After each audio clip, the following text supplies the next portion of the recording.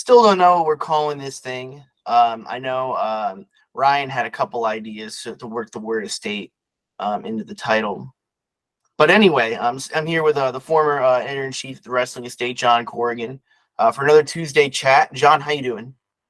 Doing good, Jack. Thank you again for having me. Absolutely. This is so much fun. It's a nice way to break things up on a Tuesday night. And ironically, there's not. Well, I was going to say there's not a ton of wrestling on Tuesday nights, but I believe NXT is on Tuesdays. So that is if you watch it live. I still keep up with that a little bit. Anyway, at the end of last week's show, we got into the weeds with the AEW roster a little bit, and John was kind of going through some names of wrestlers that he would want to keep around or ixnay basically. John has such an interesting perspective because he infamously swore off wrestling. That was sort of what led to the dissolution of the site to begin with. But I'm trying to work him back into it. So this is going to be, I think, a very therapeutic exercise for both of us. What you should be seeing on this screen potentially. I've never edited anything like this together, but I'm going for a tier list kind of aesthetic here. I've got the entire AEW roster, I believe, updated as of March. So we'll get at least 95% of the names in there anyway. And I will be dragging onto the screen all the list of names that John wants to keep around. And as we go through the names, I will we'll get some good banter in there and kind of talk a little bit about the AEW roster and kind of highlight the pros and cons of what they've got going. John, I know I just described all that to you offline, but are you ready for this? I'm ready. Let's do it. All right. And I'm not going to be going in any kind of order. I'm just going to see it. I'm just going to look at a name and get it going. So first off, what are we thinking here? How about CM Punk's best friend, Colt Cabana? What do you do with Colt? I think Colt has value. I think that I find him entertaining. I think that sense of humor that he brings to the table is stronger, more effective than perhaps some of the elite humor. So I would keep Colt. Obviously, things could be tough if you're bringing Punk back, but they were pretty much kept away from each other last time, so I think he can do it again. Wow. Very interesting. I've always kind of liked Colt Cabana. I've always thought of him as a fine mid-carder. I really think he's really well cut out for WWE. I'm not sure why it never quite worked out. I mean, I have a couple ideas, but how about Eddie Kingston? They dropped the ball with him. He was super popular. I don't even know if it was last year now. It might have been 2 years ago, but I don't know what happened there. I do think it's that feud with Jericho kind of killed him off. I remember that's sort of a recurring theme, isn't it? Yeah, it seems to be, which is a shame because I like Jericho. So I don't know what exactly happens there. But do you remember that first pay-per-view match they had where Kingston came in and immediately dropped Jericho on his head? Like, that was such a great way to get him over. I popped. I loved it. I thought it was great. They should have kept that type of push going, like maybe real short matches. Because Eddie's strength is obviously on the mic. But if he could just come in and drop somebody on their head every week, I mean, that's how you get somebody over. I would love that. He would be my favorite wrestler there. So definitely keep Eddie and double down on him, reinvest in him, push him to the top. Is that the new – wow. Oh, strong words. Is that the new wrestler coming out of the box? A wrestler dropping another wrestler on their head? That's it. I think in a CTE conscious world, that's how you get over as a face or a heel. Damn, dude. I didn't know you felt that strongly about Eddie. He's not everybody's cup of tea, certainly. And I don't know how I feel about him. I don't know. I don't know about push to the moon. Obviously, he can be a key contributor in any show. I just wish he would, kind of take himself. I don't think it's that. I think he takes himself too seriously, actually. How? What do you mean? Well, I mean, the whole appeal behind him is that he kind of lives the gimmick, but at the same time, like, I don't know, he just the look I think leaves a lot to be desired. I'll just put it that way. You think he looks homely? I mean, yeah, he honestly kind of looks like a bum. That's the appeal, isn't it? I mean, I guess. He's an everyman. Yeah, but like in every man, you gotta like look like you can kick some ass. I mean, if you were in a dark alley with Eddie Kingston, you wouldn't be scared? You're right. I would. I'm immediately contradicting myself, but I know what I'm trying to say. I just can't quite articulate it. Look, he's not everybody's cup of tea. I think the problem with him is he kind of like, I don't know if he fell out with Tony personally, but he had a couple different backstage incidents that I'm aware of that definitely happened. I know he got into a fight with Guevara. I know that was at least one of them. Yeah, I mean I think that's fine. I like that. I think Eddie keeping everybody on their toes. Yeah, I think I like that too. And I like that answer. That's very, very, very good. Jake Hager. This is tough. Is it? Well, that hat thing got over, right? He likes his hat. Yeah, I think. How many hats are they selling at these shows? Well, all right. That's a whole different conversation. AEW merchandise, right? I mean, but like, what other metric would you have? They don't. I know. No, I'm saying. Well, no, that's what I'm saying though. Like, if they did sell them, I'm sure it would be a big hit. They don't really sell much. Like, they don't really. I saw things online about this. People complaining about when you go to an AEW live event, their merchandise table and concession booth and all that leaves a lot to be desired. But I think the whole fan experience honestly leaves a lot to be desired. Oh, really? It's just kind of there's really not much going on other than the show. Like, WWE, they've got like tons of like different video packages they'll play. They'll like get the fans involved. AEW, not so much. You kind of, the appeal of it, I guess, is that you kind of get the go that you kind of experience at home watching the show. And I'm not even a huge fan of that anyway, but you're really just getting what you see is what you get with an AEW taping. Yeah. Best way I could put it. Now, I don't know if the hat's gotten over. I mean, just because he thinks it's funny and Jericho has acknowledged it a couple times. I mean, does that mean it's over? Yeah, I do. I think people talk about it. I think that before the hat, nobody really talked about Jake Hager at all. The hat's given him at least some life. That being said, is that really a reason to keep somebody? So I would say no. I say get rid of Jake Hager. With this caveat, I don't keep up with this. You do. You run an MMA site. Mm-hmm. Is he still active in MMA? Is he still doing fights? He has not fought in over a year. It might be a year and a half now.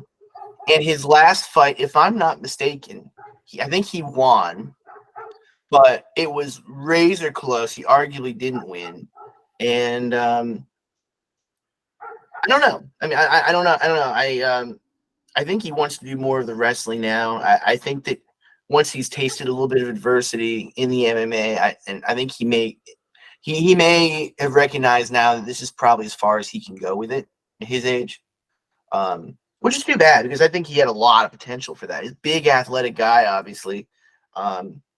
He does not have much of a personality. That's just the way he is, though. But I will tell you, when he was Jack Swagger in WWE and kind of the first 2 years that he was in there, I was very, very high on him. So was I. I thought that, this maybe not a top heel, but maybe heel number 2 or 3 down the line, and a potential WrestleMania opponent for like a John Cena. I loved he would always smile, that goofy ass smile, and then when he won the belt, I guess they told him you have to be more serious. I think that ruined it. I liked the big cocky jock with a mean streak, but was like happy-go-lucky to hurt somebody. And I'd even go so far as to, like you said, it's a shame that he's older now, but maybe he should have just skipped pro wrestling altogether and went straight into MMA. I mean, that seems to be because you don't really need that much of a personality in MMA, and that really is his strength, is his athletic background. No, in MMA, there's so many different types. I mean, it parallels wrestling in a lot of ways because there are different types of characters. But one character that you can really get over in MMA is the guy that's gonna fight anybody, Right. anywhere, any place, anytime, and he's gonna kick some ass and let his actions in the cage do the talking for him. In wrestling, that doesn't really. It does work, but I think less now than ever. In this superficial world that we kind of live in. I think it could work if they commit to it, but they don't commit to things like that. Yeah, I yeah, and they've kind of done that a little bit with a guy like Wardlow, but then they'll get him talking, and then he'll say too much, and then it'll just hurt him. So even if Swagger didn't do MMA, like let's say we brought him in, if you completely change times and everything, like the 50s, the 60s, the 70s, like that would have probably been a better time for him to thrive. With that type of background that he has, he's a jock. I just think that like when he came around WWE in the late 2000s, it's probably the worst time possible for someone with his stature to succeed. He was probably 2 or 3 years late, conservatively. Yeah. Yeah. Agreed. How about another big hoss, Lance Archer? I mean, based on what they've done, I would cut him. But he's another one that had potential, and they gave him a shot. I guess who was it against? It was against Hangman that he had that like one-off match with. He had Cody. Was it Cody? Yeah, with Jake Roberts as his manager. Yeah, but didn't he challenge Hangman for the belt? He may have also. See, this is how poor that it was done that we can't even figure this out. We can't even remember off the top of our heads. Right. So you got to cut him. No fault of his own. No fault of his own. Yeah, I think the ship has sort of sailed there. Leva Bates, they just released. I'm assuming that's a no. I don't know enough about her to make it. They didn't release her. They did what they always do. They just let the contract expire. They don't fire anybody. Penelope Ford. I love one of the last wingettes of the year. You got to keep Penelope Ford. Why do you think that she hasn't broken out more at this point? Well, is it lack of time, or is she not as, I don't know, is she not the talent that we think she is? It's the booking. It's always the booking. First of all, the women's division of AEW is putrid. They are wasting so many people. Like we said, the only person to truly get over was Britt. I would put Jade after her and then Hayter after Jade. And you could argue that Jade and Hayter aren't as over as they should. Well, certainly Jade. The push that they've given her, she should be a star. She should be a mainstream star. But they haven't given her enough, true competition. They haven't given her really any storylines. So I think Penelope's just a victim of being in there, that sad division. And, I think she has the talent. She has the look. She's obviously committed to this. She's got everything, I think. Interesting. Well, okay. Here's a guy that we talked about last week a little bit. Brian Pillman Jr. Keep and do something with him. I don't want to beat the dead. I mean, unless you have a different opinion, I don't want to beat the dead horse.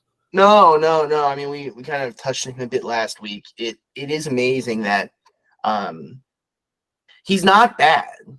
That's not the problem. I've seen enough of him at this point to know that he's probably far enough along now that he can be a regular character on one of these shows. It's just he just gets lost. I mean, how does the son of Brian Pillman get lost in the shuffle? Yeah. Another multi-generation talent, Brock Anderson. Well, I saw a clip, I guess, on Twitter. Are they a team now, Pillman and Anderson? Oh, really? No, I not that I'm aware of. I would. I don't know enough. I don't know if any of us know enough about Brock Anderson, but if they are a team, I would keep them. I think that's where some money is. Maybe those two with Arn managing, or just leave them as they are. Play up the second generation in a modern era. I mean, I think that Brock being looks like a powerhouse, meeting Pillman's like aerial kind of fast pace. I mean, that's always a winning formula. He's definitely got the wrestler look, as did Arn, obviously. I'm not a huge fan of the throwing together.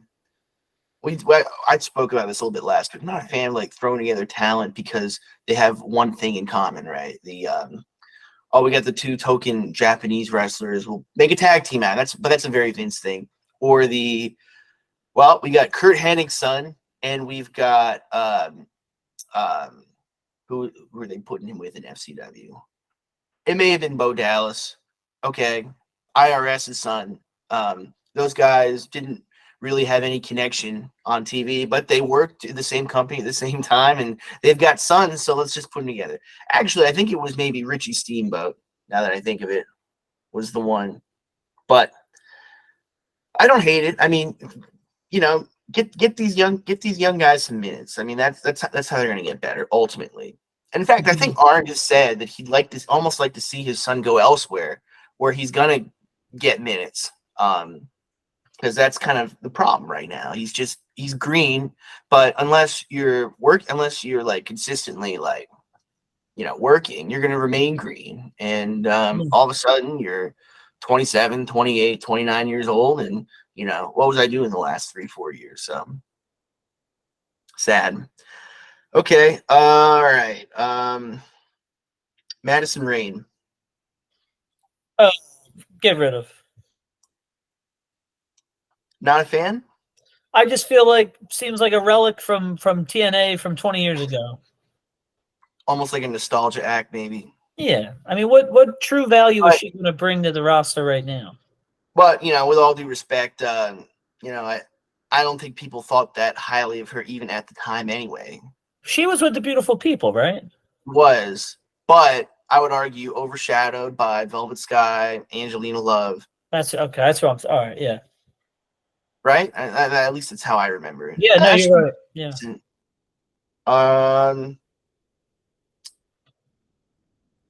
How about okay. Pac. What are we doing with him? With who? Pac. Oh, the bastard? The bastard. I would keep him. I think he's great. I don't I guess it was what? It was like COVID and the travel issues and all that. I mean, that kind of derailed his momentum, but I think he could be a legit main event guy.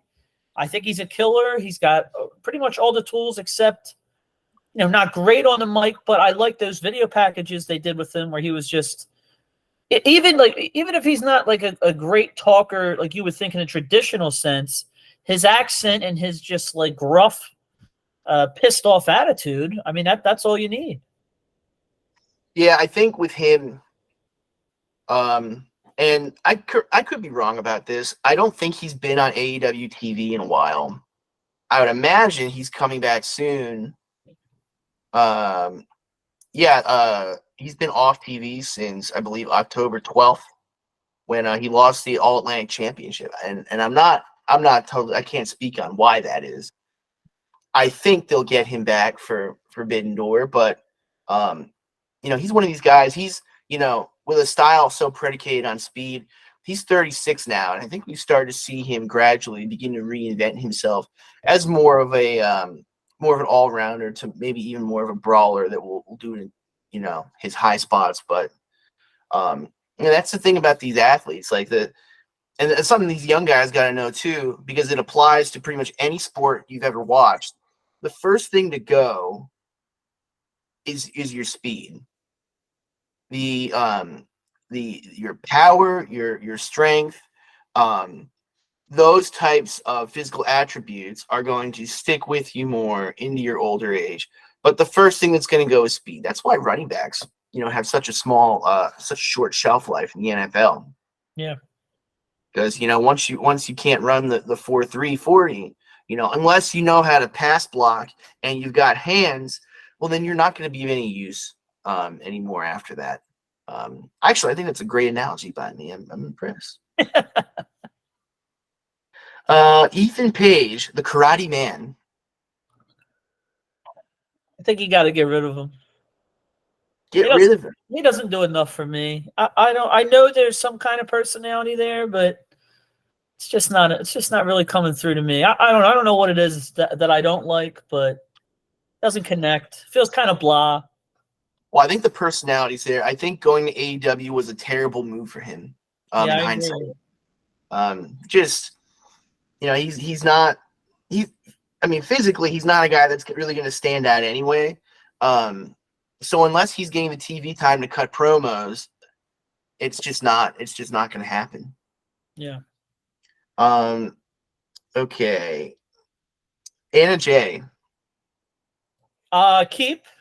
I liked, I guess, with Jericho, she would choke people out. Was that a thing that was going on?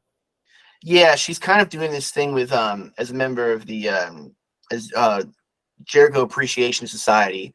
She's calling herself Anna Jass, basically. I kind don't of rebranded herself that way. It's not her formal name, but that is how AEW is kind of marketing her right now. I don't like that. Keep her as Anna Jay. Keep her choking people out. And if this controversy about Jungle Boy being a real life prick is true, do like you suggested with Sammy and Ty. Or well, I guess maybe you can't because they already did it. But I don't know. Keep put them together. If everybody knows that they're really an item, why not put them together? Well, I'm going to push back on that in a second. I'm glad you brought that up. That was something that came across my plate just a couple hours ago. And all I've seen of it, I haven't gone on Reddit or anything like that. I haven't really seen the discourse too much. All I saw was the WSI guy, James Romero, Dutch Mantel's partner, said that he was at some kind of fan event recently, and Jungle Boy was very standoffish, and people were avoiding his table. And then Sean Ross Sapp kind of came to his defense. Hey, I mean, I don't know. I do think we'll get to him next. Personally, and we talked about him a little bit last week too, something's missing. I see Star, and he should be a star. He's got a great look. His work is fine, particularly compared to, a lot of the younger guys that we see these days. But I don't know, man. I don't find him all that likable. And, a lot of people have said, oh, well, he deals with like crippling anxiety and things like that. And, I'm very sympathetic to that. But, I got to take it at face value to some extent. It is a wrestling show. It is live TV. What would you do with Jungle Boy? And what's your take on that whole thing? Well, this is what I would do. I think that maybe we're into what year? Are we in year 4 of AEW? Just about, right? Whenever this pay-per-view hits, it'll be like 4 years since their first event. Well, we're far enough into it that they're beginning to do flashbacks on social media to this day in AEW history. Okay, all right. So Jungle Boy himself, right? He had the team with Luchasaurus, and I guess they reached, as high as they were going to reach. Had that feud with Christian, which I think people seem to enjoy. But what else do you really do with him? I think that he's kind of hit the ceiling as Jungle Boy, because really he can't be Jungle Boy forever. And they're not calling him that anymore. They're calling him Jack Perry now. All right. Well, still, he's still, but he hasn't really changed anything besides that, right? Like he's still the same look. He still wrestles the same. So why not embrace being this like the son of a Hollywood star? He's got the hot girlfriend, and just embrace that. He doesn't want to talk to people at fan conventions because they're peons, and he was born with a silver spoon. And I think that that's what I would do. I would go full in on the Jack Perry and play up his family background, his real life background, because I just don't think that he's really connected as a face, and we've not seen him as a heel yet. So that's a whole new interesting angle to take. Yeah, I wonder, looking at him, how receptive he'd be to a heel turn. And this is just pure speculation. I'm just not sure that he'd, be willing to commit to it in the way that he'd need to.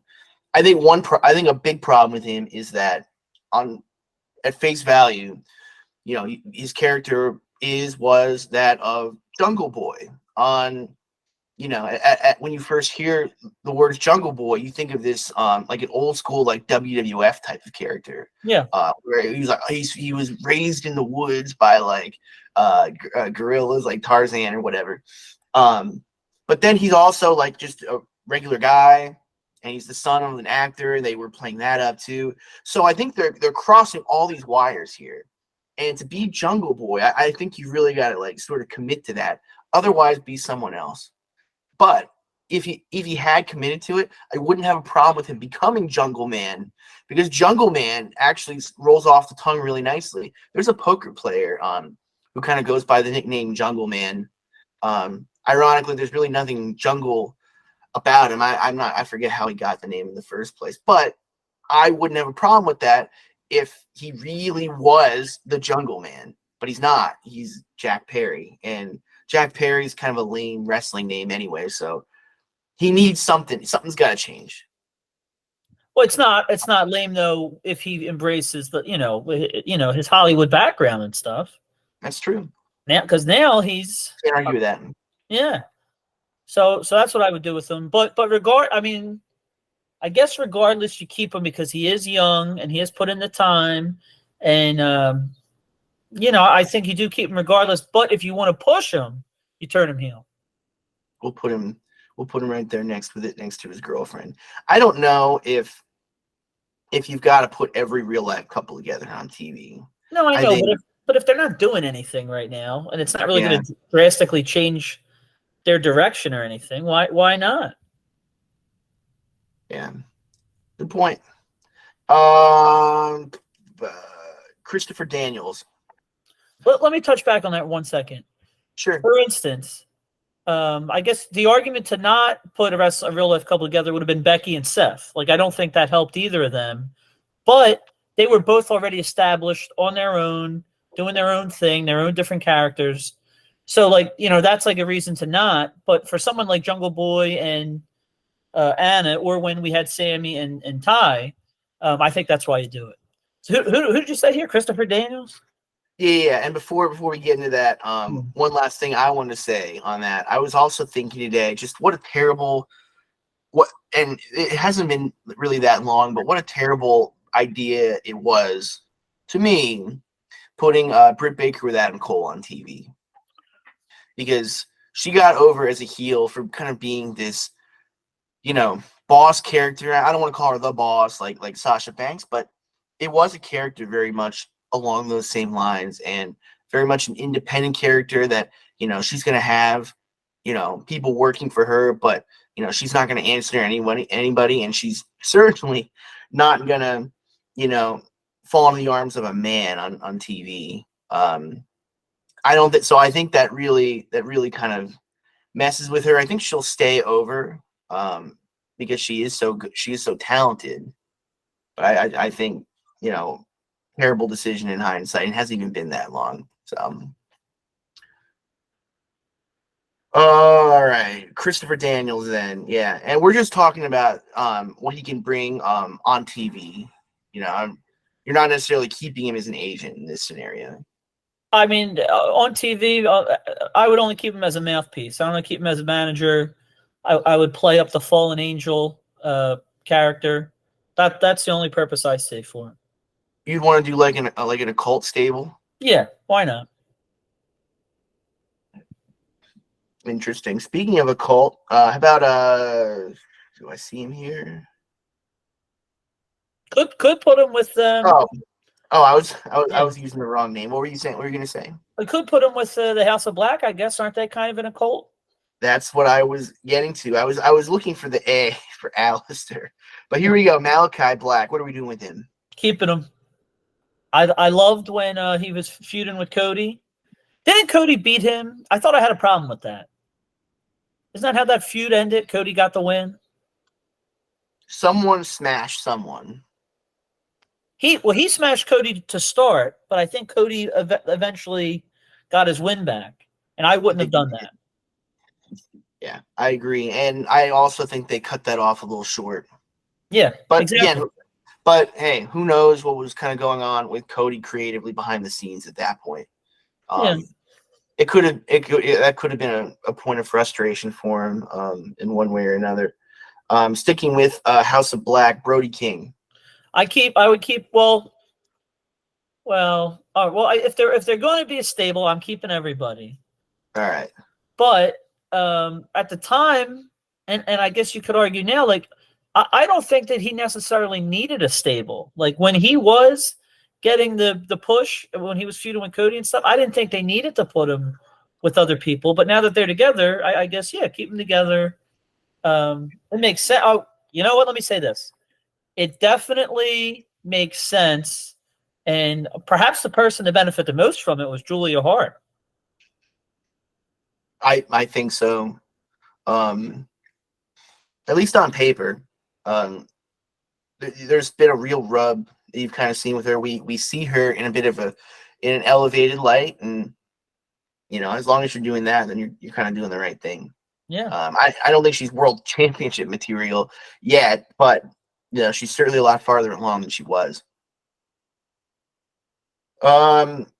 Keeping it with the dark stable theme, the not so dark order, Johnny Hungy, what are we doing? Oh, that's tough. I would keep Hungy and Alex Reynolds and get rid of everybody else from the Dark Order. Okay. And obviously I would break Colt away from them. He should have never been with them in the first place. He doesn't belong with that group.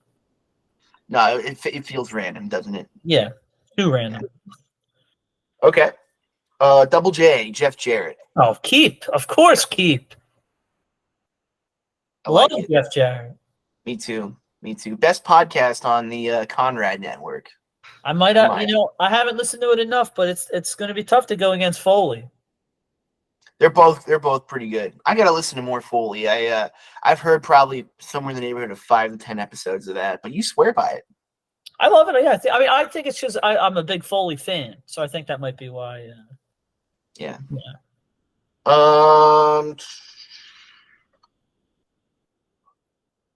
Mercedes Martinez. I would keep. I guess I think she's older now, but she's a veteran force that they should have in there. I think she's got a badass look. I haven't really seen enough of her matches, but I would definitely keep her. All right. Peter Avalon. Got to get rid of him. Interesting. Nothing there. Here's a guy that I know you're a big fan of, Powerhouse Hobbs. Keep, push, promote. Maybe he's the guy to dethrone MJF. Wow. Yeah. I praise, but what a great find he was. A great find that they did nothing with. For a while. I mean, well, I guess you haven't watched, huh? Why? What are they doing now? He's I think he was the TNT champion. That means nothing. Means see, there you go. Briefly. He was in like a 3-way feud with Samoa Joe and Wardlow late last year. Yawn. Yeah. They need to. He's a main event guy. They should be pushing him. Do you think he could be anything other than that?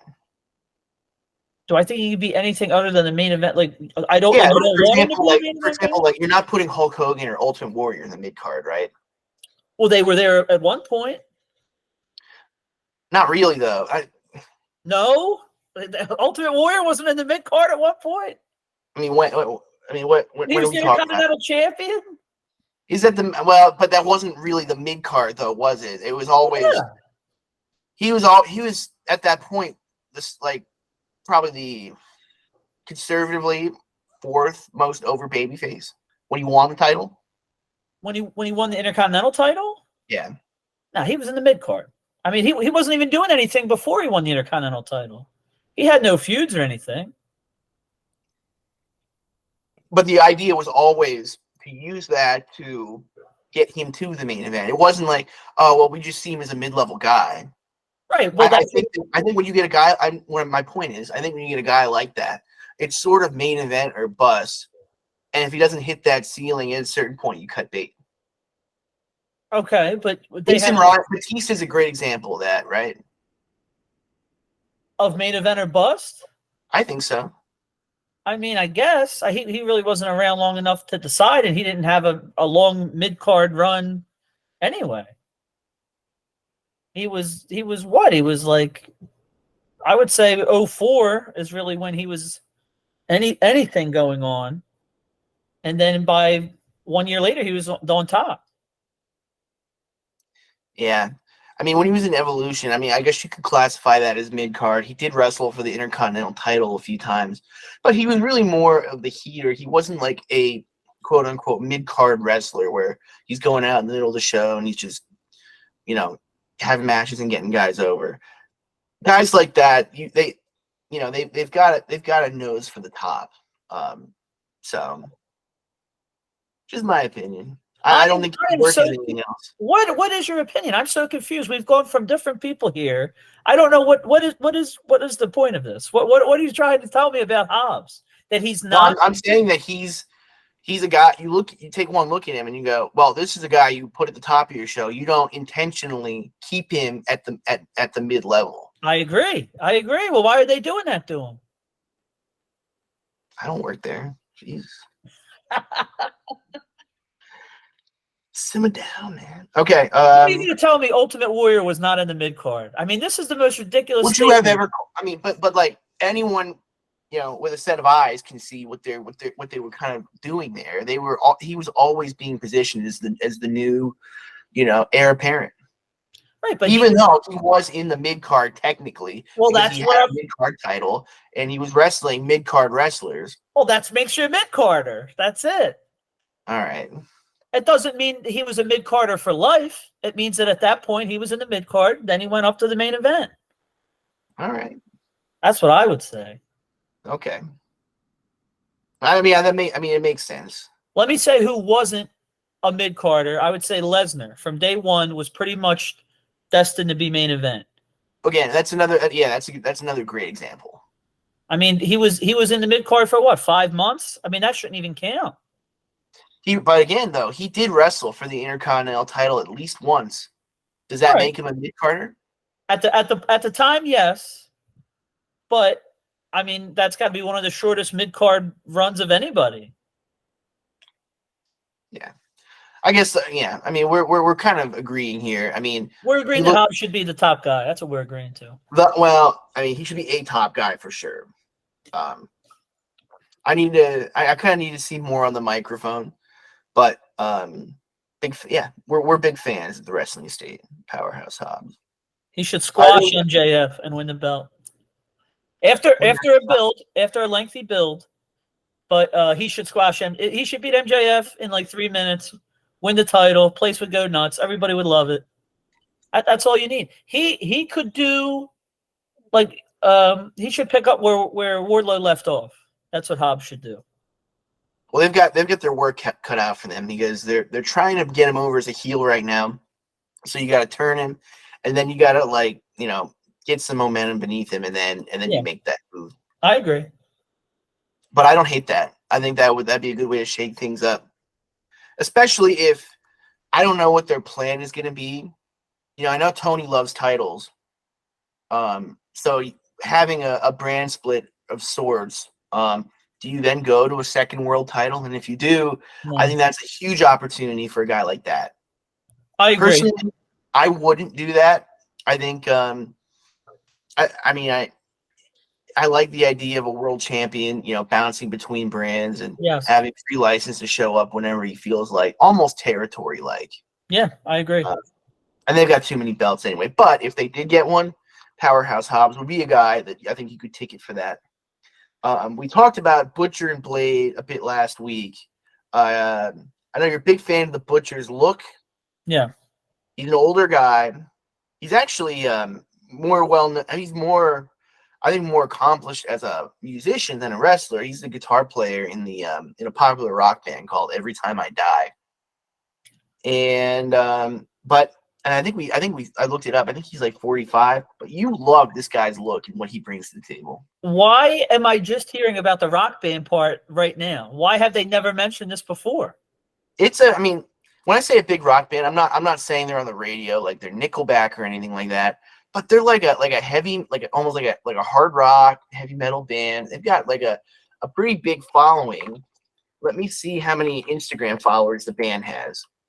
Well, even regardless, like if he's in a band, that should be a part of, like, we should know that. Like that adds something to his character. From right now, they call him the Butcher, and I've never seen him butcher anything. Like, you gotta like, he looks like a butcher. Yeah, you gotta commit to these characters. Like the band deleted. I think they deleted all their social media. Actually, they broke up. I like them even better. The band broke up a year ago, but if you go on Spotify, you can see like what kind of like what their play stats are kind of like. This is what I would do. I would say. Yeah. So John, their top couple songs on Spotify, 9 million plays, 9 million plays, 7 million plays. Yeah, I think that's great. Yeah. I don't know anything about Spotify or any of that, but listen, this is what I would do. You could draw this out for a whole year. Blade, I would play off of Yellow Jackets. I know you haven't seen it, but I would play off anybody that watches it that knows what I'm talking about. I would take the same storyline where Blade finds like some kind of body part in the trunk of the car when they drive to the arena, or in his goddamn basement or something. And little by little he starts questioning, well, what's this from? Whatever. And we find out that the Butcher slaughtered his former bandmates, and that's why they broke up. Boom. There's your storyline. Guy's instantly over. That's better than coming out of a box. Wow. Yeah. That I think wrestling needs more of that. That's what I'm saying. Exactly. Come up with the most ludicrous backstory you can. You know, AI could probably come up with something like that. Yeah, well, we don't want that. We don't want that. So we need to keep coming up with good ideas. Who needs AI when you got JC right here? I'm here to give them. They can take them. You know, I was thinking about that at work today. I was like, I'm gonna call him JC tonight. No one's ever called him that before. But now that you mentioned, I somewhat doubt it. Christian Cage, I think, finished up with the company. Is that true? Well, they sort of killed him off. Oh. In the conclusion of his feud with Jungle Boy. Let's say they have. And let's say you can bring Christian back. Would you? I'm sure you would. Of course, yeah. Have to. Here's a project. Anthony Agogo. He fought Cody, right? Yeah. I'm getting rid of him. I don't know. That's all I kind of remember, and I don't remember anything else about him. I think he got a cut bait. I think so too. He hasn't gotten a ton of time, but he was really green when they had that match. I don't even know why they had it in the first place. It didn't really that little feud didn't really do anyone any favors, because that was the one where Cody gave the very pro USA promo, and yeah. Actually, you know, that was when people started to kind of see him as more of a heel. Yeah, I think. I mean, I ended up writing a piece comparing him to Homelander in Fightful magazine, and it was for part of the reason for that was the promo he gave. It was, you know, it came from a very high place, even though the content was very much, you know, tasteful for the most part. All right. Evil Uno. I said everyone in the Dark Order is cut except for That's Alex Reynolds and Johnny Hungy. That's right. That's right. Oh man, what was the other guy's name? Oh yeah, Stu Grayson. Let me move him out of here. Actually, he's not even in AEW anymore, so never mind. I think that might have been it. How about Sammy Guevara? Oh, you got to keep him for sure. Really? You would get rid of Sammy? A lot of people think he has go away heat. I don't think so. I don't like that he doesn't sell. Like, I think he needs improvement as a professional wrestler in the ring, but He's been established now for some years. I don't know if he's necessarily a pillar, but he's definitely gotten a sustained push. Probably the only guy to get over that's been around Jericho in all these years. And I love the package with Ty. I mean, I think if he could like somehow become like an acceptable pro wrestler rather than a spot monkey, then yeah. The guy has talent. There's no question about that. He's got a look. His his talking ability really should be a lot farther along than I think it is. And what's funny is you look at him and you hear stories about him and you go, oh, this guy's a natural heel. But Right. It always seems to be that whenever he's a borderline baby phase is when he's getting over the most. Very weird. Very weird case. Would you not keep him? Would I not keep him? No, I think I'd keep him. Yeah, you got to keep him. Ultimately, but I guess I was just more surprised at how passionately you mentioned that. AR Fox. I don't know who that is. All right. Preston Vance is in the Dark Order. We're getting rid of him. Dr. Luther, Jericho's Mercy contract. Got to get rid of him. Got to get rid of him. Former WWE Cruiserweight Champion Tony Nese. I don't think anyone has done anything with Tony Nese. I would keep. I mean, I would keep him, but I don't know like what you do with him. To me, he's still like a blank slate. So yeah, I'd keep him and we'd find something to do with him. Could he be a blank slate because he's the personality of a piece of wood? But is that true? Like, have we even seen him? I don't know. Yeah. But that's WWE pretty much alluded to that when they were putting him on TV over there. I've seen him wrestle live when he was at House of Hardcore. I thought he was a great wrestler. So I'm keeping him, and we'll put somebody with him. Maybe we put him with Daniels as his manager, and he just becomes part of whatever they do together. Yeah, maybe they could I know Kazarian's back in Impact. Maybe they could do like a new. Well, you don't want to get into the habit of doing a new anything. But if you create something, I think with the spirit of SCU, I think that could work. Maybe. Michael Nakazawa. Get rid of him. Yeah. Okay. Red Velvet. Get rid of her. Okay. Controversial one for some, Riho. It is controversial because like she is popular there, right? Don't people like her? Popular in what way? People cheer when she comes out. Yeah, okay. No, I wasn't sure if you meant like among the wrestlers or specifically with the fans. I don't care what the wrestlers think. I only care with us fans. That's the problem. They book for the wrestlers instead of the fans. What you and I want to watch. You know what? Back when I was in a band, we took a recording trip once to Michigan and recorded with the lead singer of a band called the Swellers. And he mentioned something very interesting to me about he saw himself as being more of a band, like a band's band than a fan's band, if that makes sense. Yeah. And I feel like a lot of wrestlers kind of have that mentality too. They'd rather be over with their peers than with the people that are actually going to be deciding, their financial future. Yeah. And there's nothing wrong with being a band's band or a wrestler's wrestler. But I think the issue is that, a lot of these guys are starting to get away from the fundamentals. And then at what point are you then a wrestler's wrestler, Yeah. All right, I'm getting rid of Riho. After all this, I'm getting rid of her. Oh, wait, what? Why? Why? Did I sway you? Yeah, because I don't really care about Riho, do I? Is there any reason to keep? Well, all right, you know what? I'm going back and forth with it. But do we want to keep her? That's the thing. Like, what does she really provide?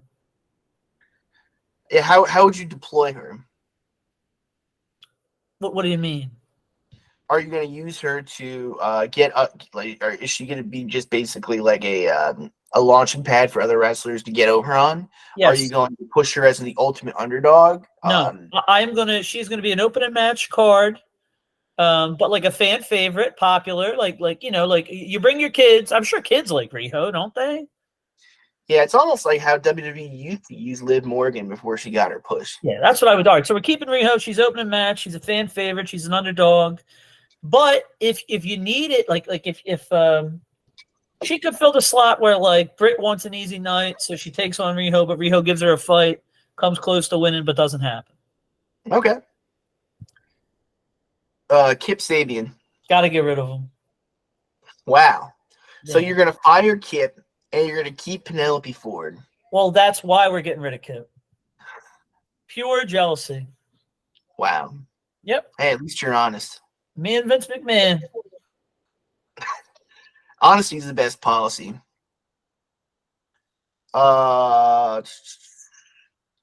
Scorpio Sky. You know, I like Scorpio. Too. I think that he should have had a better run. I guess what, as TNT champion? He sort of petered out. I think you know what happened is they turned him heel. They put him with Ethan Page, and then they both died a death. And they had Dan Lambert. Yeah, but it was so random. Yeah. I think, you know what? I think Scorpio's a face, though. So I'm keeping him. He is. And I think he's a face and could go between mid-card and main event. I think he's got that much potential. And he's got just like a nice personality. Like I never bought him as a heel. Like I don't want to boo Scorpio. I want to cheer him. Yeah, I do think he's really good. Again, you talk about like, you know, declining physical primes and things like that. He's not a young guy. How old is he seems young because he's sort of a new face to mainstream wrestling fans. But if I'm not mistaken, you know, he spent a lot of time on the Southern California independents, and I think he's like maybe 36 or 37. But then does that even matter much anymore when you see all these like top guys that are older? I do. I would. I mean, if it were me, I would want a guy that I know I'm gonna get 2 or 3 years out of. Well, you'll get 2 or 3 years out of him. But as far as, but I mean, how far you want to go with him, you know, I think tread on the tires does matter. Well, I'm not considering it. I'm fine with getting 2 to 3 years out of a guy. I think that's, you know, through wrestling's history, you know, in territories and things like that. I mean, you look at WWE, Foley had 4 years there. You know, they brought in some guys that you knew what you were getting up front. So I'm fine with that for somebody like Scorpio, who could, you know, we don't know. If he's only 36 and you look at somebody like AJ, who's mid-40s, you're still looking at almost another 10 years. Well, that's true. But remember, AJ did reinvent himself, and that was a big reason. Okay, Scorpio Sky, 40 years old. I'm still keeping him. Well, I don't believe it. He looks great for 40. He does. Looks fantastic. Yeah, we got to keep him for that alone. Yeah, it is shocking. By the way, did you know he's Brandy Rhodes' cousin? I did not. I did not either. It just popped up here. Those Google machines, man. Danhausen. Keep him. I shouldn't even have to explain it. Well, then let's move on because we've still got a bunch of names here. QT Marshall. Get rid of him. I agree. He's one of the worst, I think. I don't want to say like actors, because I feel like that'd be the wrong way to go with it. But that guy, he's got no facial expressions. And I think he's trying. You can kind of hear it a little bit in his voice trying to come out. But then whether he's angry, whether he's happy, it's just the same kind of like, you know, just not even like the intermediate face. It's just kind of like a light, just kind of one of these, like. Yeah. Get rid of him. He's never getting over. It's not going to happen. All right. I don't want to.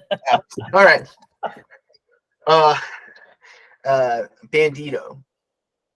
I keep him. I will say I haven't really seen much of him, but I keep him because everybody seems to love him. Brandon Cutler. Got to get rid of him. Yeah, what a waste. Well, I mean, not even what a waste. I mean, what a waste of a contract. Yeah, I feel. And this, and also, you know, he re-escalated the CM Punk conflict in a lot of ways. I don't know if you saw that. I did. Yeah.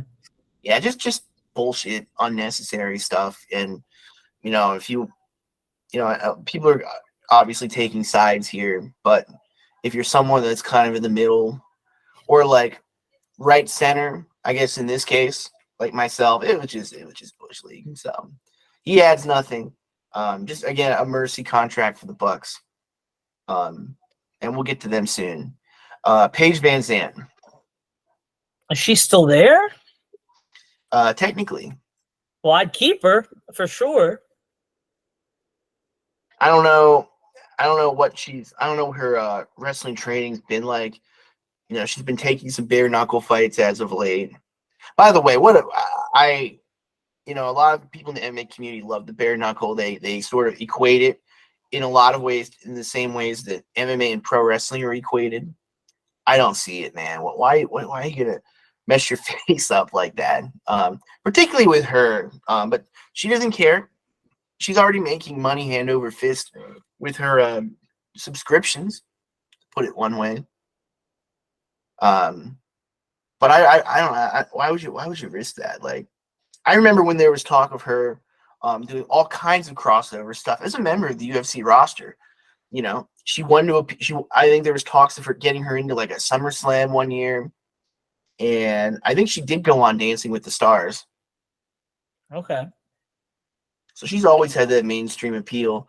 If she ever wanted to, go all in with pro wrestling, no pun intended, I think you got a big star there, and I think she can talk fine for the women's division. Arya Davari. Get rid of him. Okay. All right. Rush. Got to keep him. I've seen him before. I've seen him live. He was fantastic. Big fan. He's, I think, the breakout Mexican star that WWE have sought after all these years, and I don't know what the deal was, why he didn't go there. I don't know if Andrade steered him off of that, because I think they're brothers, if I'm not mistaken, or they're cousins. I'm not sure. Speaking of which, Andrade, what are we doing? This is tough because he should be a bigger deal than he is. And his peak was somehow it was NXT. And I don't know. I would let him go back to WWE because clearly Tony doesn't have anything really for him. So you know what? If I'm Tony, I let him go back. And so I would get rid of him. It's just I just don't think AEW was the right move for him. It sucks because on paper it certainly felt like it. Yeah, it did. The Factories, Aaron Solo. No, everybody's going over there. Who? Yeah, everybody's going. What about Nick Camarado? Is he the one that looks like a monster? He's the guy that has like the Bruiser Brody kind of look. I want to kind of keep him for that, but if I'm keeping the Butcher almost strictly for his appearance, then I can't keep doing it to everybody. Damn, you're gonna keep. See, this is the sports like brain in me now. I'm that. Well, you can convince me, but you're kind of going. I'm gonna keep the guy that's twice the age of this guy that has the look of Bruiser Brody's son. You're right. We'll keep him then. I'm easily convinced. All right. Put them together as a team. Speaking of the Butcher, how about the Bunny? Got to get rid of her. Get rid of her. Yeah, she's done nothing in AEW. Yeah, I mean, I think she's just kind of eye candy for that group at this point. When she was doing promos in Impact, I really didn't mind her. See, I was just gonna say I didn't really find her to be other than that storyline. I guess with her and Maria and somebody else. I think that was like her peak in wrestling. I think that once that storyline ended, there's nothing really there. Similar to what happened with Wardlow, similar to Virgil with Ted DiBiase. Like when you're in some of these like underling storylines and you take away the antagonist there, unless you have something fresh and exciting to sink your teeth into, you're going to just flounder. Let's go with Hikaru Shida. Does she have the stick or a sword or something? What does she have? I believe so. She fought with Serena Deeb a lot.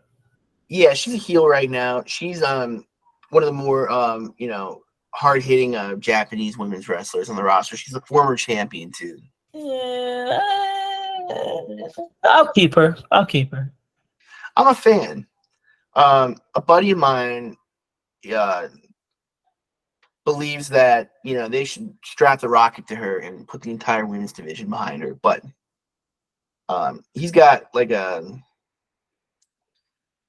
don't know. He thinks she's really hot, and she's got a little something. Yeah, I'm a fan though personally. I think she brings a lot to the table. It's just then kind of setting her up for success in the best ways that she can. But it seems like they're Tony loves his factions, right?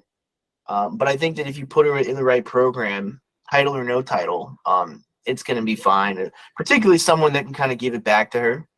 Like I think a Jade Cargill would be interesting. How about Santana? Yes, I'm keeping them, and I'm going to convince them to work out their differences, and then I'm going to push them as the tag team champions. Wow. Yeah. I like that. They are a good tag team. They can. I mean, I think the AEW tag division is solid. Has always been solid, but it could be a lot better if they're wrestling big matches. Yeah. Brian Cage. That's a tough one. Just re-signed, which is so crazy because I know his wife was very vocal about the way he was being treated. Yeah. And with good reason, I think. I mean, he's like Ethan Page, where maybe they should have never left Impact. Like what? I guess it's been 4 years, 3 years. I don't know how long, but like it's done nothing for their careers. Someone who speaks really highly of Brian Cage is a friend of the show, Paul London. He's very good friends with Brian. He says that sometimes Brian can be his own worst enemy by just not taking the path to least resistance in a lot of these matches. He's just a giant guy, but he's taking sick bumps. He's bumping for women. And these aren't necessarily things he needs. He's not really doing himself any favors. I think that's exactly what Paul said about it. But then you look at him and you go, how is this guy not on top? Right. I'm keeping him, and we're going to invest in him. Not only is he not on top, but we've seen him on top before, and I thought he was pretty good in that role in Impact. I think, you get a guy like an MJF. He's going to overshadow him big time on the mic, but I also think that what you had with him and Sami Callihan, they really had like a Batman Joker type of thing going. Yeah. And that was really fun to see kind of play out. MJF, yeah. We're keeping for sure.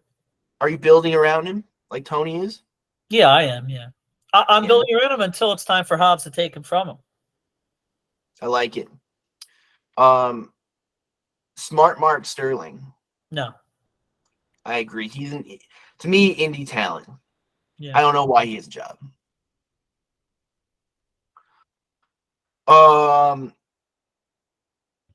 Matt freaking Hardy. Gotta put them out the pasture, both of them. What was that? You got to put both of them out to pasture. I'll put them out to pasture. Yeah. Okay. What? Yeah, I agree. And Jeff should no longer be employed there. Let's keep it real. Yeah. What value can they possibly provide anymore? They can't. It's done. I mean, it's definitely not in the ring. If it was, they'd be using that in more matches. I think, the injuries have caught up to him, and he is, I think 45 at least, 48 now. Yeah, it's time to go. And creatively, I think he's a guy that really needs a filter bad.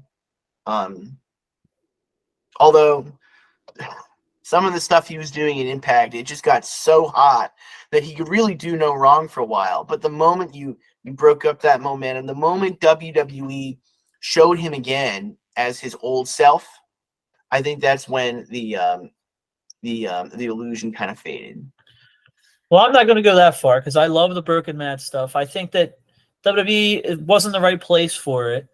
And, I always hear like Cornette or Conan, like people I listen to, talk about Tony needs to bring in a booker for one of these other shows. I say, all right, we're going to keep Matt, maybe not in the ring. Maybe let him and Jeff together book one of these shows. I would let them do what they want, give them a young group of guys. I guess like some of these people that we're keeping that we don't have any path for, and let them, give them an hour a week, see what they come up with. I think he's got a lot of value, but I don't think his run in AEW has really added to his already tremendous legacy in any way. I agree. At least not in the way that maybe it has for Christian, right? Yeah. All right. Miro. Keep and push. Wow. Strong endorsement. I mean, look, again, a guy that we've seen on top elsewhere, except the difference with, not on top, but like, he was kind of pushed as a main eventer in WWE. He wrestled John Cena at WrestleMania. He did? I think a lot of people forget that. Who forgets I don't know. it? Nobody forgets it. What is this? Really? Who forgets it? It was huge. It was his peak, really, in the wrestling business. Peak, but I wouldn't say that. I would say the Rusev Day stuff. He wasn't anywhere near the top of the card for that, though. No, but he was more over. I think. I don't know. I think the problem. Yeah. I think Rusev was very convincing in the role that he was in. I don't think that he was sort of done any favors by that being a character in whatever year they had it. I think 2014, 2015 was that WrestleMania. Yeah. But you put him back 15 years. Oh my God. Well, it's not too late now. And as the Redeemer, I love that character. I would push him up there. Maybe have him go against MJF, but I just feel like maybe not, because they are two heels, but they might be great together. I mean, maybe Miro becomes a face. Like even that would be a great return for him. Like MJF says, I beat everybody, talking all this shit, whatever, and then Miro comes out, and then the thing is like his God told him like now's your time to chase the champion or whatever. You could do that, or you keep him away from MJF. You let MJF have his run.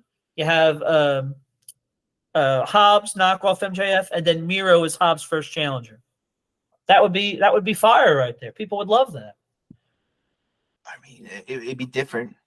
I mean, and I think the different is definitely something that can aid AEW. And that's kind of why I don't hate the brand split. If they're going to do that, just as long as they commit to it, in the ways that WWE certainly has in recent years. All right. You know what? Let's talk about Adam Cole. John, why do you hate Adam Cole? I don't hate him. I don't find him nearly as exciting as everyone else seems to. You've never said one nice thing about the guy, as long as we've had this site. Well, I think I do that just to piss you off, but he does. I mean, he just does nothing for me. He never has. I don't think he ever will. So I mean, really, I'd even let him go. Because I'm not. Well, yeah, I mean, if you're not going to do anything with right. him, then I'm not building around him. I don't think I'd build around him now, in light of his recent injury. I mean, that's another thing. I mean, it's another sad reality. But like, as an owner, you want to make investments that are, again, you may not need 2 or 3 years out of a guy, but knowing that you've got it if you want it is, I think, reassuring with an investment like that. And they're paying him a lot of money too. I mean, he should Also something to consider. he should really go back to WWE with H booking. I mean, H seemed to love him. He did, and I think they had a really good thing going. It doesn't surprise me at all. You know, Adam Cole, he's a real student of the game. If you've ever watched any interviews with him, he really goes deep on studying, you know, when he was doing his heel thing in Ring of Honor, you know, he was watching a ton of CM Punk. He was watching a ton of old like Edge promos and things like that. And that really made a fan out of me. More so just hearing that. Does that make him a student of the game? He watched CM Punk, which was less than 10 years before, and old Edge promos? Listen, Adam Page says that he doesn't need to take any advice from anyone. We're talking about Adam Cole. I know I am, but I'm saying, like, if you have a guy that's at least willing to, you know, go that far, you know, that's miles better than a lot what you hear about some of the young talent these days. How far is he going? He's going back 3 years. I mean, old Edge promos and CM Punk. No, I mean, I think he was more about? talking about. I mean, CM Punk's been cutting good promos pretty much his entire career. Right, but you're saying Adam Cole. And Edge is one of the great heels, I think, of the last 20 years, maybe the greatest. But Edge is the greatest heel of the last 20 years? I think top 3. This is sure. some recency bias, you know, really coming in here. How can you be recency bias? He was on top. A student of the game doesn't watch something from 10 years prior. They look back into the history of wrestling. I think a student of the game is anyone that's willing to put in the time outside of the ring for any kind of film study. Just watching the Bret Hart A&E special, Drew McIntyre saying that he studied Bret's suplex over and over again until he could do one just like him. That's the kind of stuff that I think you like hearing from talent. Guys that are going to sit down, they're going to study promos, like really like get into the weeds with it. And Adam Cole is one of those guys, and that's part of why I'm such a big fan. Well, I don't think CM Punk and Edge are these ringing endorsements, considering that they, like, I'm not sure that makes him a student of the game. He was probably watching wrestling as a fan while they were doing these things. He's not going back and tape and studying some of the all-time greats. Certainly Edge is not the greatest heel of the last 20 years. He's up there. How? Based on, I mean, he was a heel from what, 05 to 08, 09? 4 years? No longer than that. No, it couldn't be that much longer. He was only a face for maybe his last year and a half. Right. So I think that was 2011. I think he turned at the start of 2011. No, because he came back in 2010 to win the Rumble. That was 20. Was that 2010 or 2011? 2010. Okay. So we're talking 05 to 09 as a main event heel, and that makes him one of the greatest of the last 20 years. Watch his stuff.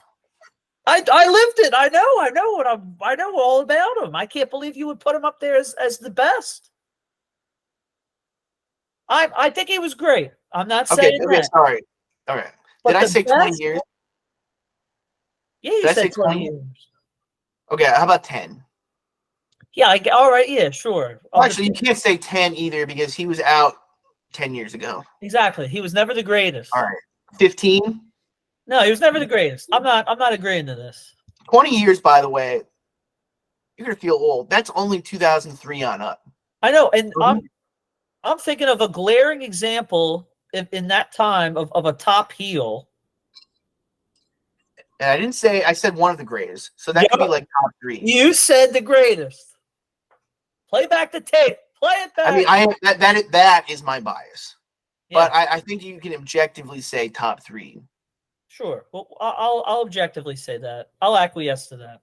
All right, that's really nice of you. Yeah. Swerve Strickland. Keep him. Big fan? Big fan. Yeah, I liked him in MLW. He was a face there. He's a heel these days? I think it's a real coup that AEW's got 2 very bankable, young, African American stars that they could put at the top of their shows in a way that WWE never has. And I don't think they're very close with that anyway. I'd take Powerhouse Hobbs and Swerve Strickland over pretty much anybody. Unfortunately, Big E might not wrestle again at this point. That seems to be what the buzz is. But I think it's a really cool thing, and I like what they're doing with Rick Ross too. I haven't seen any of that. You know who Rick Ross is? I know who he is, but I haven't seen him anything in AEW. He's like a character on TV with Swerve Strickland. Okay.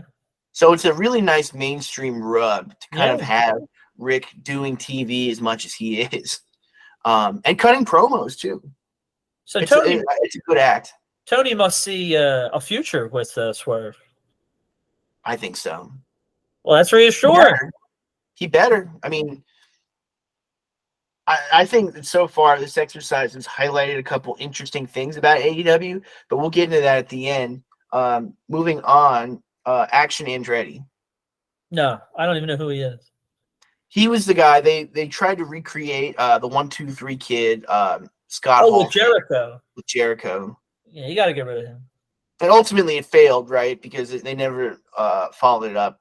Yeah, I don't think they even really tried. I think they just did it to do it. Big Show, Paul White. Got to get rid of him. He's not doing anything. Not Big Show. Is he even on commentary anymore? I don't know. I don't watch Dark. I don't know. I think Mark Henry's on commentary there, and we can probably get rid of him too, right? Yeah, I'm not keeping him. Okay. Satnam Singh.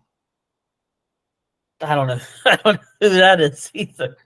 Oh, he's a giant Indian man. Oh, I mean, I think he was a basketball player. Well, I don't know, so I don't want to say.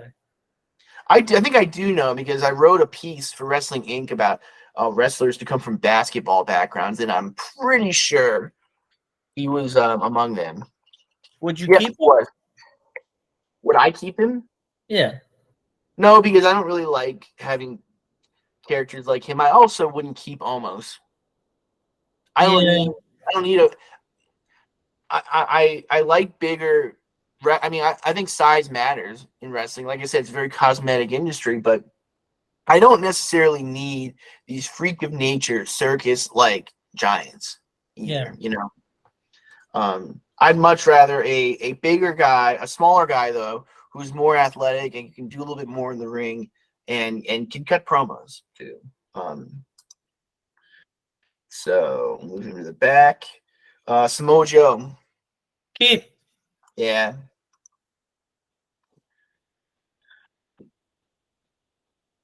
How about Luchasaurus? Get rid of him. I think so too. Nothing there.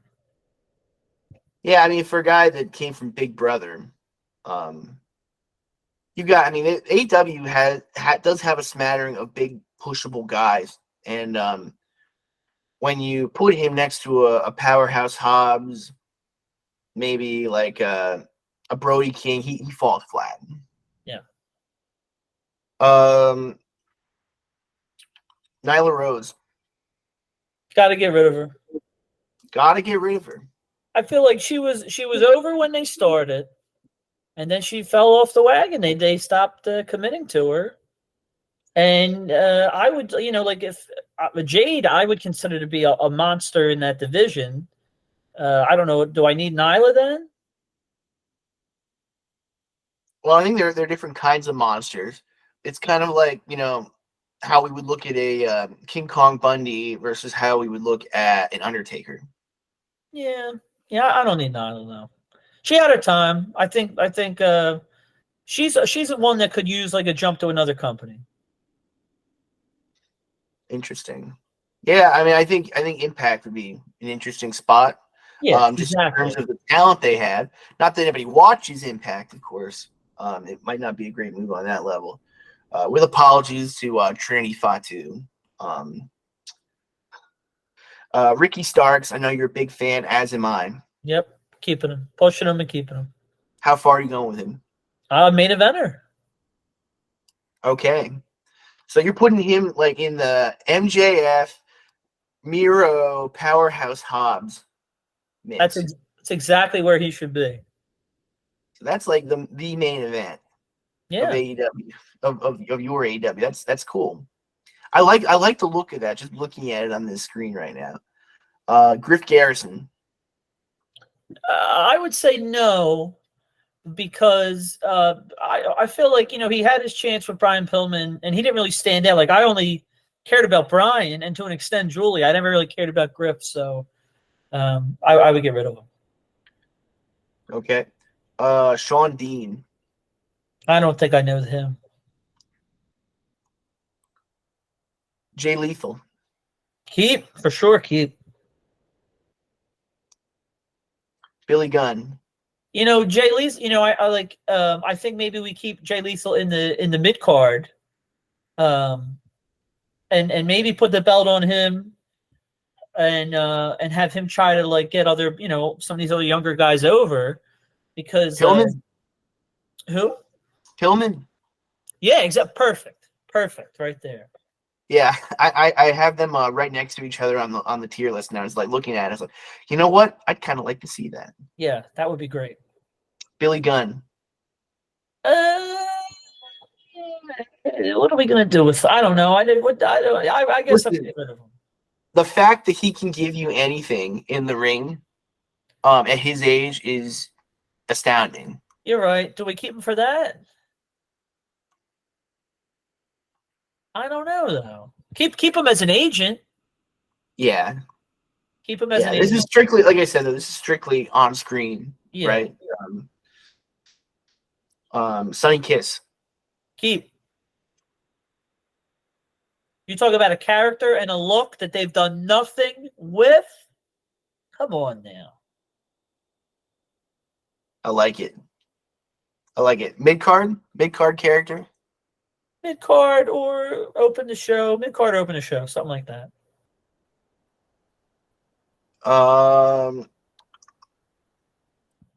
Matt Sydal. He's a name. Instantly, I would want to keep him, but you've got this ringing in my head about how much time does he have left, and injuries, and age, and speed, and. Oh yeah. I mean, he's been around a long time. It's amazing that he's kind of put it together for as long as he has. He is 40. Yeah, well, that's not even as old as I thought he'd be. I'm keeping him. All right.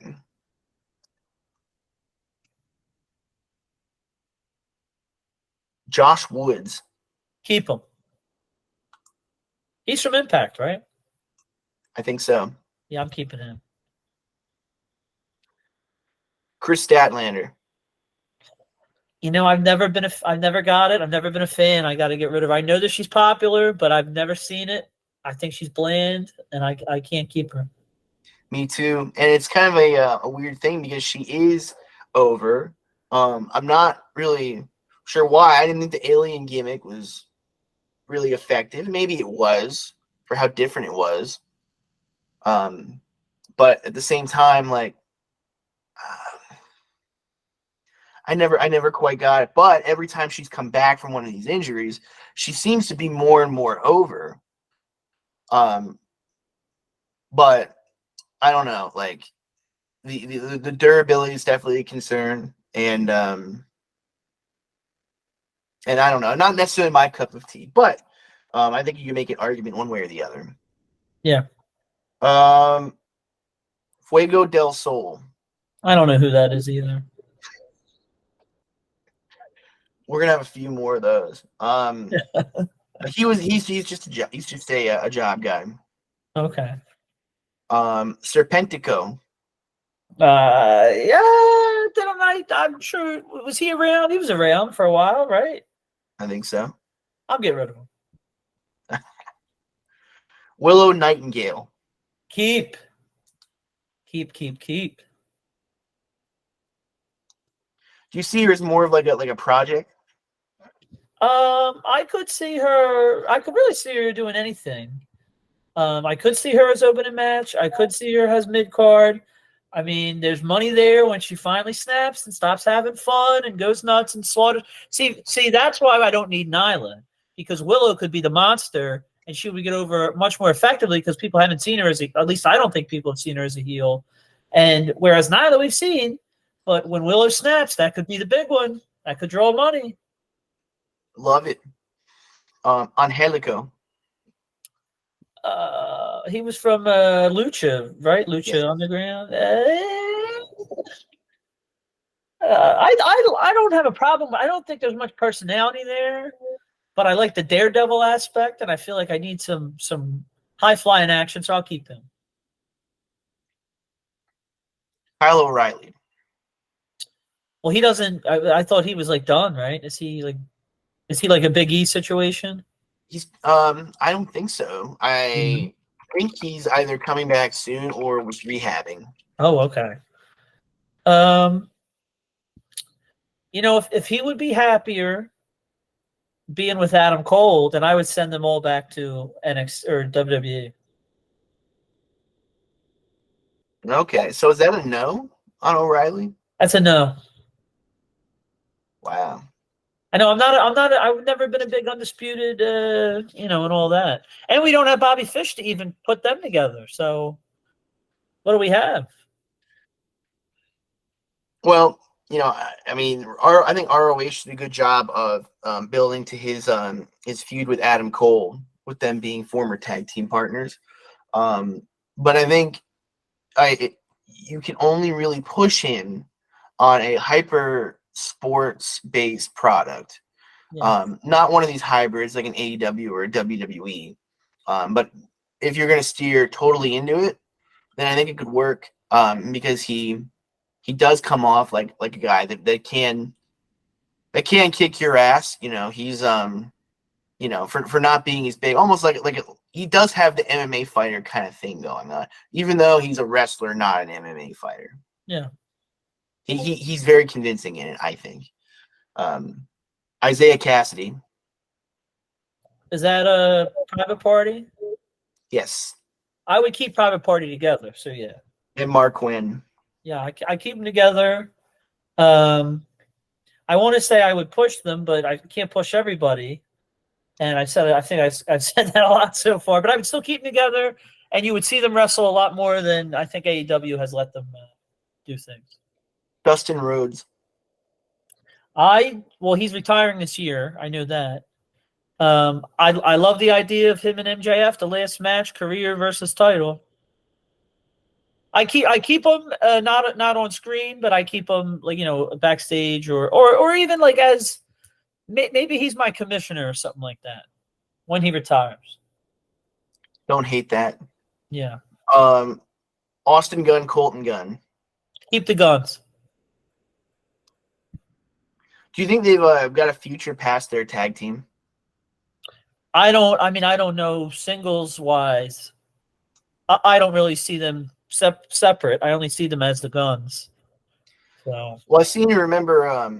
I think Colton's actually older, but Austin Gunn was the one I saw first. They brought him to Ring of Honor, and I think they maybe even had Billy Gunn with him. I didn't know he was going to end up being a tag team with his brother, and he definitely looked the part to me. Okay. Ray Phoenix. Keep.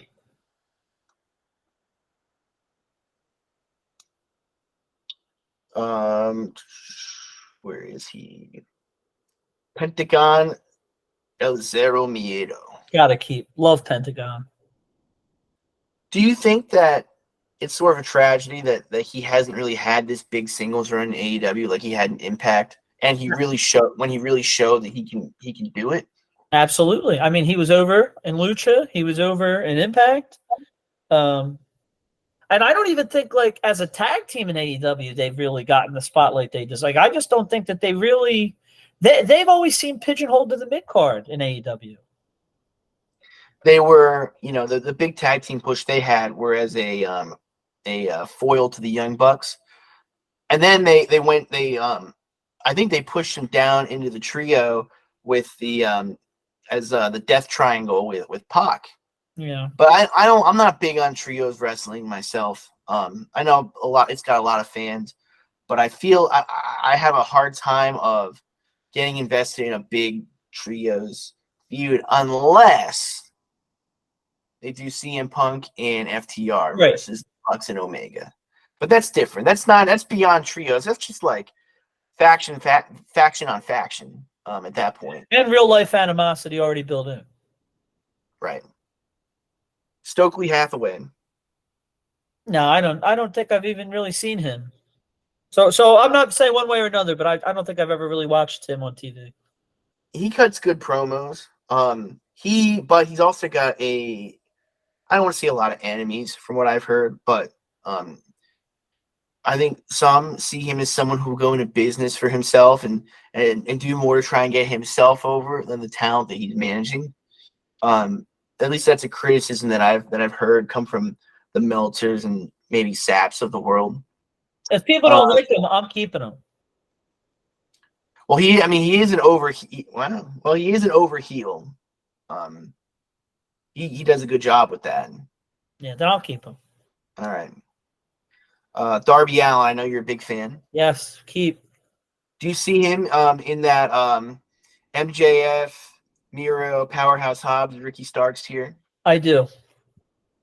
I'm committing to Darby. I don't know if he ever wins the big one, but he certainly challenges a lot.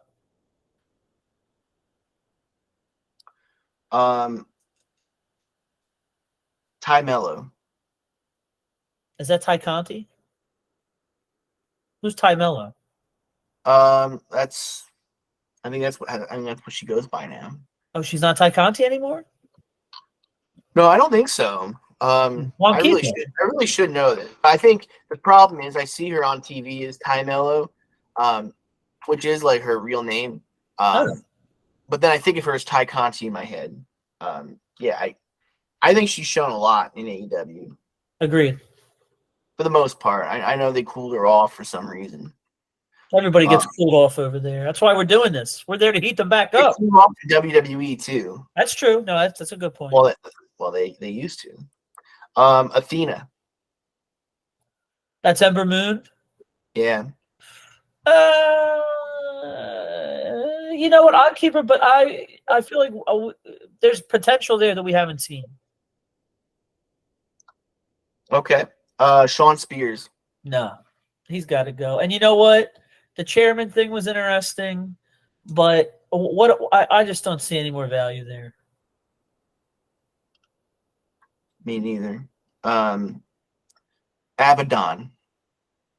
I don't know what is that. I don't know who that is. She's like an occult wrestler. Oh, maybe we put her with Daniels. She does like almost like a Rosemary type on steroids. Okay, maybe a monster movie makeup and stuff like that. We could put Daniels with her and Tony Nese. I don't hate that. Yeah.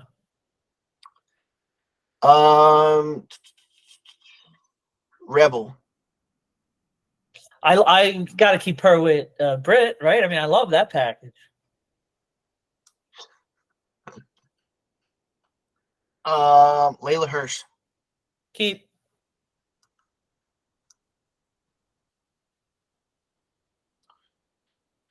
Jade. Got to keep Jade and give her somebody to. You said that Japanese woman, Shikita. I would put her with Hikaru Shida. Yeah, I'd put her with Jade, like you said. That sounded good. Like the banana. Yeah. Britt Baker. For sure. Yeah. Hangman Page. Goodbye. Wait. Goodbye or goodbye? Goodbye. He's gone. I don't have any room for him. Wow. Why is that? What's your beef with Hangman? I feel like his reign is probably why I don't watch it anymore. I think I lost a lot of interest. I don't identify with him at all. I don't even he's got anxiety and he's a millennial and he's a cowboy and I don't have any of. I mean, I'm a millennial too, but I don't know. I just never got into him. I never saw it there. And then with this controversy with Punk, he started all this. He did, and people are willing to gloss over that because they like him, but you can't ignore that. He's gone. He's got to admit some kind of fault there. But he does. I mean, he carries himself on TV like this guy that just doesn't really give a fuck about that, and that's kind of his thing, and people love that. And then he sort of doubles down on real life, and it's like, well, wait a minute, this is a real life heel, right? So I don't know. I don't. What is interesting about him is, him winning the title, turns you away from AEW, but it is a great case of a company completing their story arc in a way that WWE hasn't done, and TNA certainly dropped the ball on many times in their history. True. So we can't fault Tony for that, but I think Tony realized that, he took a shot. I guess Hangman was really one of the real pillars, but it just didn't happen. Yeah. I mean, he lost momentum at some point, right? I'm really going to blow your mind. I'll just cut to the chase now. I'm getting rid of all of the Elite. Wow. Yeah. No Moss. I'm not keeping any of them. Any of them. So, no Young Bucks, no Kenny Omega. Yeah. Well, I've never really been an Omega guy. That's true. He can be divisive. I happen to be somewhere in the middle on him. I don't think he necessarily translates to Western audiences in a way that's going to make him like a guy that you continue to build around. Yeah. Angelo Parker, Matt Menard. Is that they're the Jericho guys? Yeah. I'll keep them. I don't know if I do anything with them, but they can put over other people. Okay. I guess I got to keep somebody to put somebody over. Like, I feel like I'm saying I'm going to push everyone. Well, just because you're keeping them doesn't mean you're necessarily putting them over. I can like guys, and then hey, roles can change. Yeah, true. But you got, I mean, they're talented people that you got under contract. So Dante Martin, Darius Martin. Well, somebody's injured, right? That would be Dante Martin. Yeah. I'll get rid of both of them. That's good because we're kind of running out of space on my screen. Max Caster. Keep for sure, and Bowens together. Bowens. Yeah. Anthony Bowens had a pretty nice college baseball career before he got into wrestling. Oh wow! Thanks, JR. Yeah. You're a fantastic athlete. By the way, I can't wait for Grill and JR this week. He's gonna be talking about Mid-South and Bob Sweetan and the time he lit Leroy McGurk's balls on fire. My balls, Jim.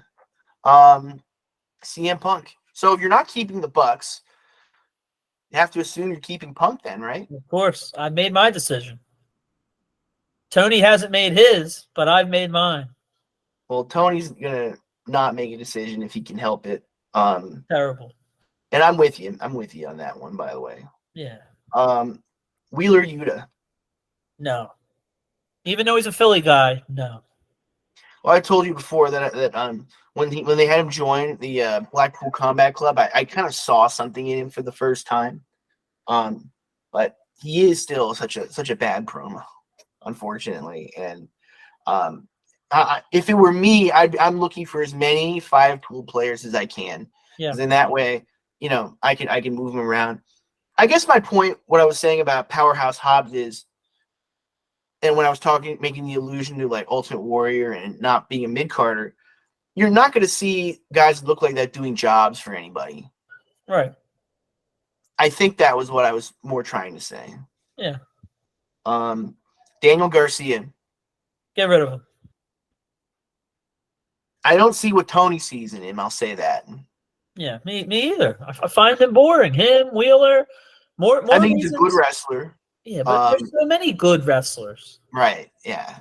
That's the problem. The whole show is good wrestling, but it's not pro wrestling. It's not exciting. There's no stories. There's no characters. I mean, then you would argue it's not good wrestling. Right. Well, yeah, true. I mean, but I know I see what you're saying. They're more angling for good matches than exactly than good vibes, I guess. Story. Parker Boudreaux. I don't know who that is.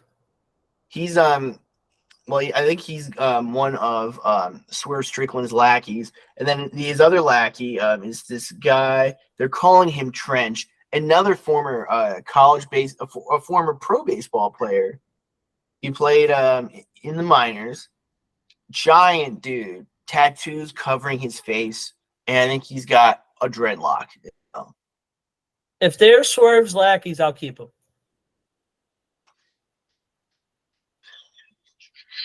I think I'll keep Trench on the list, and then we'll call that the both of them. Keith Lee. I'll keep him. And you know, he's one of the guys that would put other guys over. He's somebody that I can keep there that, as JR used to say, like somebody you want in your locker room. It's not going to cause issues. He's going to be reliable. And, you know, like even having like somebody like Darby beat him, it looks good for Darby. Right. How about Hook? Definitely keep Hook. Ruby Soho. I got to cut her. Lee Johnson, Lee Moriarty. Yeah, we cut them both. You don't know them? I feel like I know Lee Moriarty. I don't think I know Lee Johnson. Okay, but you're keeping or cutting? Cutting. Okay. Too much dead weight. Okay. Sexy Chucky T. Cut for sure. Cut. And Trent Beretta. Trent, I might keep. Maybe we keep Trent as putting people over, but Chucky's gone. Okay. Take him there for now. You know, I always wondered, like, because I liked a lot Chuck Taylor's stuff, like in Chikara. I always wonder why isn't this guy just gotten a shot? He can wrestle, you know. I've seen him cut promos, but now seeing him in AEW, I kind of get it. Yeah. You know. John Moxley. I got to keep just on the basis that he's super popular. Bryan Danielson. For sure, keep. Taya. Taya keep. Yeah. Great acquisition by them. But I don't think they're going to do anything with her. But she's somebody I would want on my roster.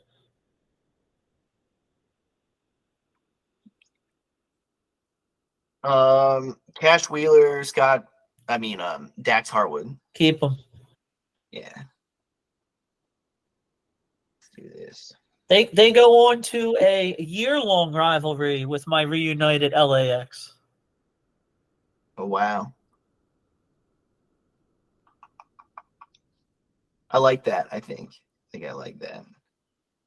Yeah, why not? I don't think they've I think they've got a lot more they can do. And do you think again, I have to ask, do you see like the singles potential in the two of them? No, tag team. Just strictly tag team. Everybody that's in the tag team currently, I never want to split them up. Because Harwood has, you know, looked good in singles matches too. I know people. I think he wrestled one that you caught live, and we're a big fan of. They wrestled each other. Oh, that's right. Oh, yeah. Damn, that was at the Leah Core Center. Yeah. I like it. I think that good tag teams are so rare these days that I have no interest in breaking anybody that's a tag team right now. I have no interest in breaking them up. Well said. Konosuke Takashita. I don't know what that is. He's a Japanese guy that's been pushed more. He's had segments with MJF. No, I don't need him. We don't need him. That's the problem. Sting. Well, he's wrapping up soon too. I mean, I would just do the retirement match against MJF. Same thing with Dustin, and say goodbye. I mean, keep him to I guess they don't do a Legends deal, but I would keep him for something like that, but not on TV. Yeah, we didn't include Dustin on the list, so we may as well just keep Sting there as well. Jericho. Keep.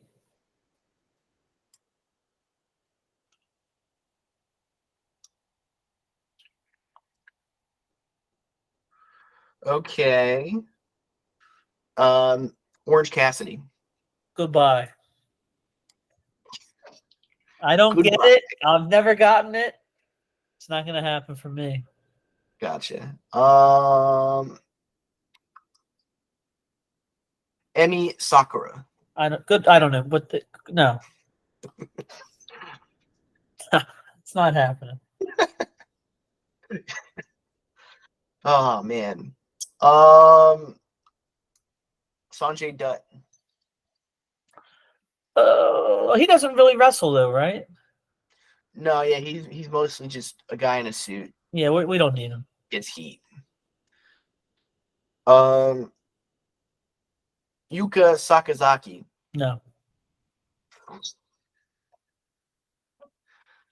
Yeah, you've got no time for these Japanese women. Well, you know what? I guess if Kenny Omega's not there to vouch for them anymore. Yeah. I kept Riho and I kept the other one, Hikaru. Yes.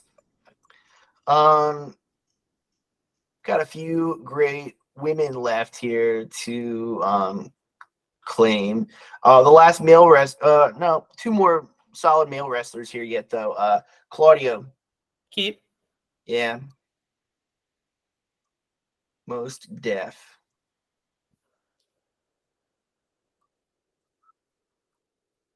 And Wardlow. Michael Wardlow. Michael Wardlow. That is tough because I think you and I said this before he lost momentum, that we didn't think he was a long-term prospect due to his lack of personality and mic skills. But now that he's really lost momentum. Well, the booking's done him no favors. All right. And it's a big shock because I really thought they were going to put every little resource they had behind him. I was never really sold on him even during the MJF thing, to be honest. Like I don't find him. I don't know. So no, I'm cutting bait on Wardlow, who we all agree would do better in WWE anyway. Right. It always felt to me that he's a great heavy for MJF, but you know how that story goes. Right. Eventually they end up breaking off. But we've had those types of characters break off too. They didn't necessarily have to become the next Dave Bautista. But I think that's the gold standard. It is, but I don't think he ever was that guy. And I I don't think he has. I don't think he has the character skills to really keep him on top. But again, I also don't think the booking did him any favors. Going from MJF to Smart Mark Sterling in a matter of 7 days just isn't going to cut it. I'd rather have Brian Cage than Wardlow at this point in my my booking. Man, who was I talking to? I was talking to, I think it was just talking about a buddy of mine. Or maybe it was someone in my Discord. Brian Cage is Wardlow. Wardlow is Brian. It's Einhorn and Finkel. Yeah. I'm glad you got that. Wardlow is younger. Right. He's probably on less steroids, which makes him less injury prone. But Brian has the better look because of that. Brian's got the better look, and he's got the better track record. Yeah. And I would say he has a better look, not because of the steroids, but the Wardlow singlet. I don't really get that. No, I don't.